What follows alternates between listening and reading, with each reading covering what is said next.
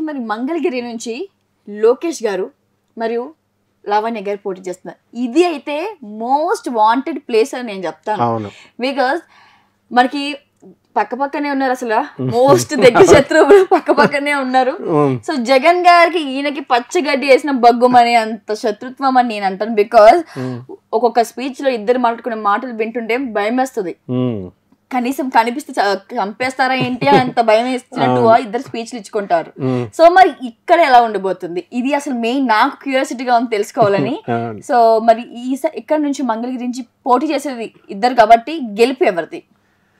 జగన్ గారు లోకేష్ గారు వాళ్ళిద్దరు మాటల్లో కొట్టుకుంటుంటే నువ్వు భయపడిపోయినట్టు జనం అంతా భయపడిపోతారు, కానీ వాళ్ళిద్దరు చాలా బెస్ట్ ఫ్రెండ్స్. వాళ్ళు both studied in foreign universities and strategy same. Rajasekhar Reddy గారు సీఎంగానే వివిధ మినిస్టర్లుగా ఎమ్మెల్యేలుగా చిన్నప్పటి నుంచి ఆయన చేసుకుంటూ వస్తుంటే, చిన్నప్పటి నుంచి జగన్ గారు ఎమ్మెల్యే అయినప్పటి నుంచి మా రాజశేఖర రెడ్డి గారి దగ్గర పెరిగారు.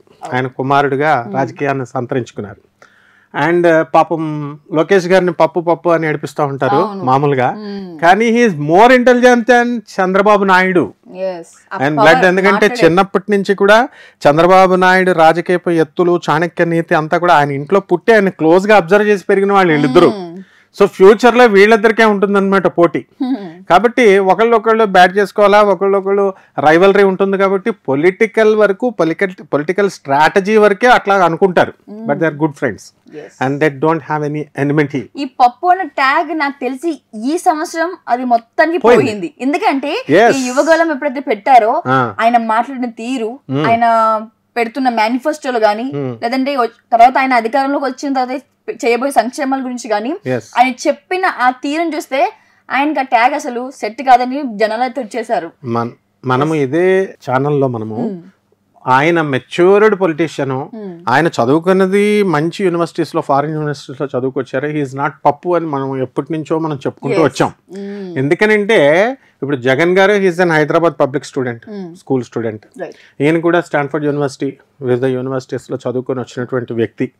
కాబట్టి వాళ్ళకి ఎలా ఉంటుందంటే కేంబ్రిడ్జ్ యూనివర్సిటీస్, ఎంఐటి, ఈ స్టాన్ఫర్డ్ యూనివర్సిటీస్ ఇలాంటి, ఇప్పుడు జగన్ గారి పిల్లలు కూడా అక్కడ చదువుతున్నారు. And they are very bright. Jagan గారి కూతురు ఉంది ఇప్పుడు, ఆమె మెరిట్ లో సెలెక్ట్ అయింది. ఒక జగన్ కూతురుగా ఆమెకు సీట్ సంపాదించుకోవాలి, ఇద్దరు కూతుర్లు కూడా. అలాగే మన లోకేష్ కూడా ఏదో సత్యం రామలింగరాజు గారు వాళ్ళు వచ్చారు, ఫండింగ్ చేశారు, అది ఇది అన్నారు. ఇప్పుడు ఉన్నటువంటి విదేశాలకు వెళ్తున్న వాళ్ళందరికీ ఫండింగ్ చేయట్లేదా, గవర్నమెంట్ స్కాలర్షిప్స్ రావట్లేదా? ఇవన్నీ అపోహలు అనమాట. అలాగే ఈయనకి వాగ్దాటి లేదు, లేకపోతే తెలుగు రాదు. తెలుగు ఇంగ్లీష్ మీడియం స్కూల్స్లో చదివిన వాళ్ళకి తెలుగు కొంచెం వెంటనే క్యాచీ కాదు తెలుగు సబ్జెక్టు. అందువల్ల అంత మాత్రాన ఆయనేమో పాస్టర్లా మాట్లాడుతున్నారు అలా అంటూ ఉంటారు. ఇప్పుడు నేను కూడా మాట్లాడినప్పుడు ఏదైనా కూడా అనుభవం వస్తుంటేనే వస్తుంది. మెచ్యూర్డ్ లీడర్ అయిపోయాడు ఆయన. ఇప్పుడు సీనియారిటీ వచ్చేసింది, ఇంకా పార్టీని నడుపుతున్నాడు కాబట్టి ఫ్యూచర్లో ఆయనే నడిపేది. మరి చక్కగా ఆయన జగన్ గారికి చిన్న క్వశ్చన్ యాడ్ అయింది. సో ఇన్ ఫ్యూచర్ మనం ఈయన సీఎం ప్లేస్ లో చూడొచ్చా? డెఫినెట్ గా చూడొచ్చు, ఎందుకు చూడలేము? ఇప్పుడు డౌట్ లేకుండా అప్పుడు పాపం జగన్ గారు సోనియా గాంధీని అడిగారు, చేశారన్నారు, ఆమె ఇవ్వలేదు పోస్ట్ అన్నారు వీళ్ళంతా. సో ఎంత త్యాగం చేసి ఆయన 18 నెలలు జైల్లో పెట్టినా సరే ప్రజల్లోకి వచ్చి పోరాడి గెలుపుతోనే సక్సెస్. కార్యము ఎప్పుడు కూడా ధైర్య సాహసే లక్ష్మి అన్నారు. లక్ష్మి అంటే డబ్బు కాదు, విజయం. ఆ పోరాట పటిమ ఉన్న మనగాళ్ళు అనమాట వీళ్ళు. కాబట్టి అందువలన పోరాట స్ఫూర్తి వాళ్ళు యువతకి. ఫైట్ చేస్తేనే వస్తుంది రా, ఇంట్లో పడుకొని కలల కంటే డే డ్రీమ్ చేస్తే రాదు అని చెప్పేటటువంటి మహాయోధులు వీళ్ళు. ఒక కర్ణుడిగా, ఒక అర్జునుడిగా, ఒక భీష్ముడిగా, ఒక ద్రోణాచార్యుడు లాంటి వాళ్ళు. కాబట్టి మనము అంతా కూడా అక్కడే కదా. కాబట్టి వీళ్ళు కూడా లోకేష్ లో విషయంలో వచ్చేసరికి ఫుల్ మెచ్యూరిటీ వచ్చేసింది ఆయనకి. అండ్ ఎలా ఎక్స్ప్లోర్ చేయాలి సబ్జెక్ట్ ని, ఎలా ప్రొజెక్ట్ చేయాలి, ఎలాగైతే తాను ఇంప్రెస్ చేసుకోవాలి ప్రజల్ని, ఇవన్నీ కూడా జగన్ గారిని చూసి నేర్చుకున్నాడు. వాళ్ళ డాడీని చూసి నేర్చుకున్నాడు, జగన్ గారిని చూసి నేర్చేసుకున్నాడు, మళ్ళీ ఫైట్ చేయాలి. మరి అంతకు ముందు పాపం ఈ రకంగా కూడా పోరాడొచ్చా వీళ్ళు అనేటటువంటిది పాపం కొంత పిరికితనం ఉండేది తెలుగుదేశం లీడర్స్ లో, భయం ఉండేది. అదంతా పోయింది. ఒకసారి జైలుకి వెళ్ళిన తర్వాత, ఒకసారి మునిగిన తర్వాత ఏమవుతుంది, అంతా కూడా ఇంకా నిండా మునిగిన వాడికి చలేంటి. సో ఆయన జైలుకి వెళ్ళాడు, చంద్రబాబు నాయుడు గారు జైలుకి వెళ్ళారు. సో ఎవ్రీథింగ్ అంతే, తెగిచ్చేస్తే ఎవరైనా సరే, any common man also can become a politician. వీళ్ళు ఏమన్నా పైనుంచి చూడబడ్డారా? మామూలుగా పుట్టినటువంటి వాళ్ళే, మనలో నుంచి వచ్చిన వాళ్ళే. ముందు లీడర్ అనేటటువంటి వాడు ఎలా తయారవుతాడో తెలుసా? ఫస్ట్ ఒక స్ట్రీట్ లో కరెంటు బిల్లులు కట్టడానికి వాడు చేస్తాడనమాట. నాకు పని ఉంది నాయన కొంచెం కట్టి పెట్టు అంటారు. తర్వాత వాటర్ బిల్లులు కడతాడు. తర్వాత వాళ్ళ మీద 10 మందిని పోగేస్తాడు. పోగేసి లీడర్షిప్ చేసి అది లీడర్గా అలా నెక్స్ట్ ఎలక్షన్స్ లోకి ఇట్లా వచ్చి తయారైన వాళ్ళే. ఆ తర్వాత వీళ్ళు ఏమైపోతారంటే, లీడర్స్ అయిపోయిన తర్వాత ఈ కింగ్డమ్ మా తాత సంపాదించింది, ఈ కింగ్డమ్ మా తాతల జాగీరు అనుకుంటే పడగొట్టేస్తారు ఓటర్లు. ఏం చేస్తారు? Democracy, secularism. అందువల్ల డెమోక్రటిక్ గా ఇప్పుడు ఎన్నో పార్టీలు మనం చూసాం. మేమే వచ్చేస్తాం మూడోసారి కూడా అనుకున్న వాళ్ళని కుప్పకూలు చేశారు ప్రజలు. అలాగే ప్రైమ్ మినిస్టర్లు ఇందిరాగాంధీ నాకు తిరగలేదు అనుకుంటే ఎమర్జెన్సీ టైంలో తొక్కి పడేశారు. జనాలే తెలివైన వాళ్ళు, and highly diplomatic and very intelligent, very sharp. మన లీడర్సే పాపం. అందుకని దే విల్ ఇన్నోసెంట్లీ బిలీవ్. ఇప్పుడు ఓటేస్తాం సార్ మీకు అంటే నమ్ముతారు కదా, డబ్బులు ఇస్తారు పాపం. డబ్బులు ఇస్తే ఓటేస్తాడు కదా అని వాడు ఇద్దరి దగ్గర తీసేసుకుంటాడని ఏం ఎక్స్పెక్ట్ చేస్తాడు ఆయన? సరే తీసేసుకుని వాడికి కావాల్సింది వాడి వేసేస్తాడు.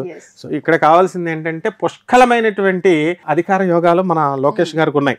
లోకేష్ సీఎం కాలేడు, లోకేష్ ఎమ్మెల్యే కాలేడు అని చెప్తున్నారు కదా. It take some time. Every dog has a day. ఏదో ఒక రోజున ప్రతి ఒక్కరికి ఛాన్స్ వస్తుంది. ఇక్కడ ఈయనకి ఇది ఒక్కటే చాలు ఆన్సర్. మేషంలో రవి, రాజ్య స్థితిగతుడైనటువంటి రవి ఏ నాటికైనా సరే ముఖ్యమంత్రిని చేస్తుంది. అసలు ఆయన ఎమ్మెల్యే అవసరం ఉంది, మన మినిస్టర్ గా చేశాడుగా లాస్ట్ టైం చేశాడు. కాబట్టి ఆ రవి దాని డ్యూటీ చేసుకుంటూ పోయింది. అలాగే ఈ యొక్క శుక్రుడు వచ్చే స్థితిలో మీనరాశిలో ఉన్నాడు. ఆల్ కంఫర్ట్స్ అన్ని ఆయన కాళ్ళ దగ్గరికి వస్తాయి. But is a good man, gentlemen.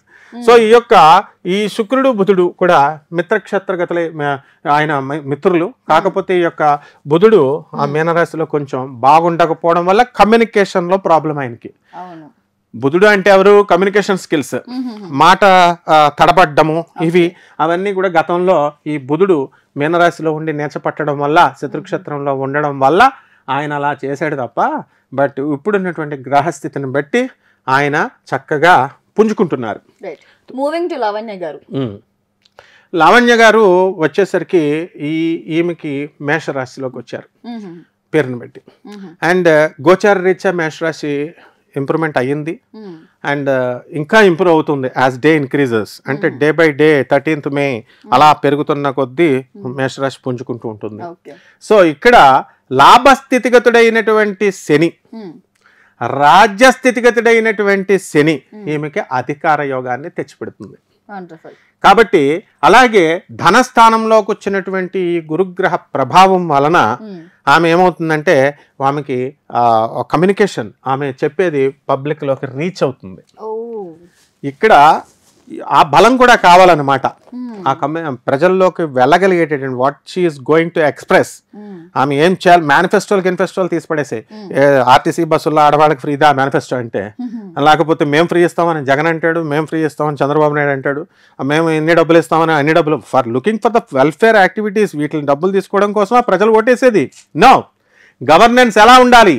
They have to hear to the bureaucrats. IAS IPS officers చదువుకున్నటువంటి వాళ్ళు చెప్పేటటువంటిది వినేటటువంటి గుణం ఉన్నప్పుడు తప్పకుండా మంచి గుడ్ గవర్నెన్స్ ఇవ్వగలుగుతుంది. ఆ తర్వాత ఫోర్సైట్, ఆ తర్వాత వాళ్ళిద్దరు కూడా స్ట్రైట్ ఫార్వర్డ్ గా వెళ్ళగలిగేటటువంటి మనస్తత్వం లావణ్య మేడంలో ఉంది.